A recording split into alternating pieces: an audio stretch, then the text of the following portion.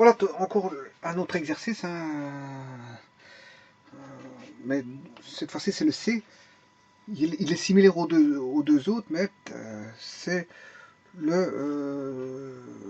voilà, c'est l'exercice numéro, enfin, avec une numérotation, c'est pas une numérotation, mais c'est une lettre qui est la lettre C. Donc A, B, C, ça veut dire que c'est la troisième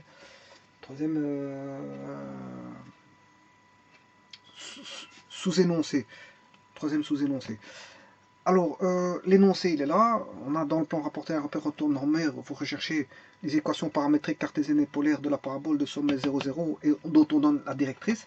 Donc, auparavant, avec ce même énoncé, le petit a disait qu'il fallait rechercher l'équation paramétrique cartésienne dans un repère orthonormé et polaire dans un repère polaire, en connaissant tout simplement une donnée qui était, la donnée c'était le paramètre. Ensuite est venu l'exercice PTB, c'est le même exercice que le petit a, c'est simplement quand en sous-énoncé, il disait qu'il fallait rechercher le foyer. Enfin, on donnait le foyer, il fallait chercher ces équations. On donnait le foyer. Donc connaissant le paramètre, on sait chercher les équations. Connaissant le foyer, on sait chercher les équations. Et en connaissant la directrice, on sait chercher les équations. C'est ça que ça veut dire. Enfin, la directrice, attention qu'ici, jusque la parabole, elle n'est pas située de l'autre côté. Pourquoi? Parce que la directrice est positive. Donc x égale 3, ça veut dire que le foyer sera négatif, il sera à l'opposé. Voilà. Alors, il suffit juste de chercher le P. Une fois qu'on a le P, on aura les trois équations. Une fois qu'on aura le P. Donc, ce qui veut dire que x, l'équation de la directrice, x égale moins P demi. Voilà. Mais le P, donc ce qui veut dire que l'équation x vaut 3. Donc, ce qui veut dire que moins P égale 6, P égale moins 6. C'est ce que ça veut dire. P égale moins 6.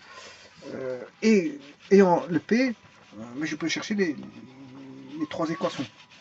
Alors, P égale moins 6, j'aurai y carré égale 2px. Comme je sais bien que P égale moins 6, ben 2P vaudra moins 12. Moins 12x.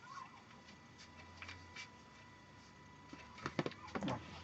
Alors maintenant, en équation paramétrique, toujours dans un repère orthonormé, j'aurai moins 12 parce qu'il suffit de réécrire comme c'est 2P, cotangente carré phi et cotangente phi. Voilà, phi étant le paramètre, et je rappelle que le phi est compris entre l'origine, c'est l'angle compris entre l'axe OX et le rayon OM, le rayon d'un certain vecteur OM, voilà, par rapport à l'origine O, qui donnerait, si vous voulez, si on est en mécanique, la trajectoire parabolique. Voilà. Alors, si je veux l'équation polaire, dans un repère polaire, bien sûr, ρ, il suffit de diviser par 2 le 2p, puisque c'est p, p sur 1 moins cosinus θ, oméga, pardon, j'aurais pu l'appeler θ, il n'y a pas de problème, mais c'est bon, je l'ai appelé oméga, donc voilà, je l'appelle oméga, j'aurais pu l'appeler θ, cet angle-là, et je rappelle qu'oméga, c'est l'angle compris entre l'axe OX, ou l'axe des origines des angles, et le rayon vecteur qui débute en F, c'est-à-dire c'est rayon vecteur fait FP, c'est le rayon vecteur FP. Et on prend sa norme, bien sûr, qui est ρ. Donc oméga, c'est l'angle compris entre l'axe des origines des angles et le rayon vecteur FP, si vous voulez.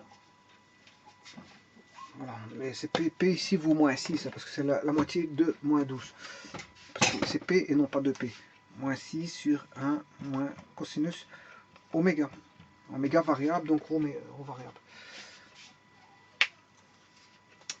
Voilà, je vous remercie.